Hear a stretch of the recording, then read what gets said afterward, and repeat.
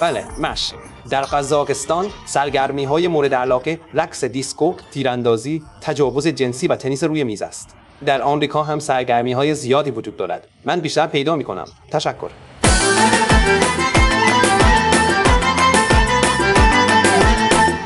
سلام، از دیدن خوشبختم. منم خوشبختم. دفاع از خود به چه معناست؟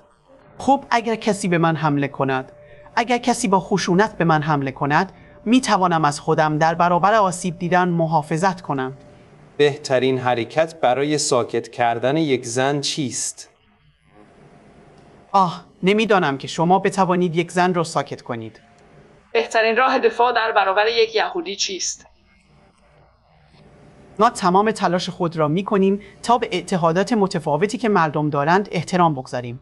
چه باور آنها به خدا، الله، محمد، عیسی یا هر مفهوم دیگری باشد، برای ما مهم است که به این باورهای شخصی احترام بگذاریم.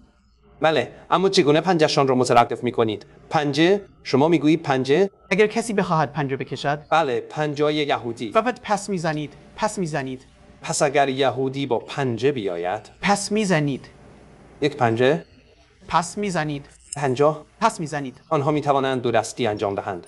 دو دستی انجام خیلی خوب است. یا اینطور فرق نمی کند. یهودی بیاید. پس میزنید. و یهودی بیاید. پس میزنید. یهودی پنجه. با پنجه. بهترین راه برای اینکه همسرم دست از تجاوز به من بردارد چیست؟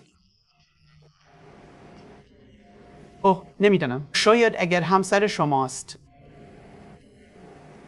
عشق بیشتری به او نشان دهید. نشان دهید منظورتان چیست؟ او میگوید برات بخت بازی است. باشه، قبول. با تو مثل او مرا نگه دار. خب و شما بالایش هستید. بله. خب حالا اگر او برات وقتی او خم می شود تعادلش به هم می خورد. متشکرم دوست من. متشکرم آقا. متشکرم.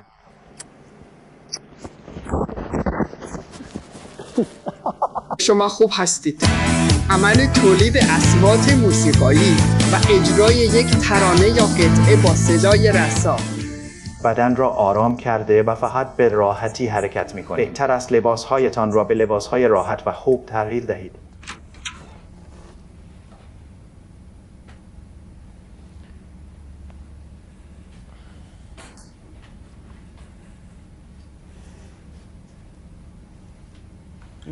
دیوید. بله. چیست دیوید؟ این یک هارمونیوم قابل حمل است. این آهنگ را میشناسید؟ نه، نمیشناسم. صدای نوستالژیک سکفوری موسیقی سی. حالا همه با آهنگ پر انرژی برقصید.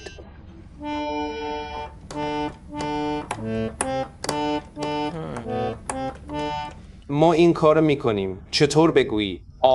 رقص ها. بله با این لحظه کنونی همه شادمانه میرقصند. این خوب است. همکنون صدای آوازخوانی واضحی به زبان روسی شنیده می شود. گیلن سلام، این برات است. ممنون. متشکرم برات.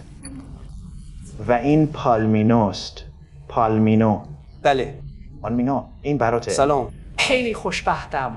پس میخواهم صدای خودمان رو داشته باشیم. صدای شما چه خواهد بود؟ آهای رفیق. چقدر دردناک است. بچه ها صدا کار شماست. حالا همه برقصید. بله. خب میریم. حالا با هم امتحان میکنیم. 1 2 3. هی بچه ها حالا همه برقصید. هی بچه ها حالا همه شروع به رقصیدن کنید. هی بچه های عزیز حالا همه با شادی برقصید. چون من همین الان خسته شدم. خیلی پیر. نه، شما 48 هستید، نه 32. فکر میکنی پالمینو چند سال دارد؟ 68. دو. بله. شما پیرتر به نظر میرسید. تجربه خود را نقاشی کنید. هر طور که ظاهر می شود. سپس لطفاً نقاشی ها را بالا بگیرید و به یکدیگر نشان دهید تا بتوانیم برای لحظه‌ای به آثار هم نگاه کنیم. چی میگوید؟ همه بچه ها برقصند. حالا. و این برای من معنی داشت تا همه آن را کنار هم بیاورم. چی شده؟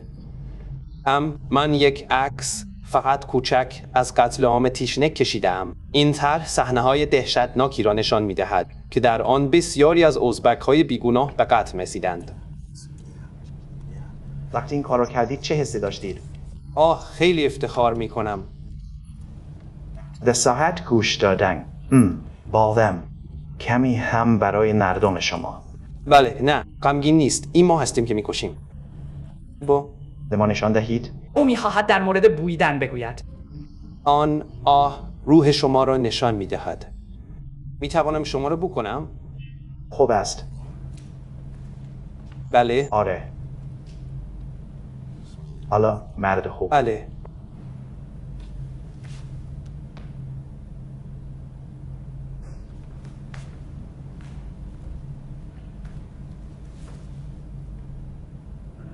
متشکرم. بله. شما موفق باشید.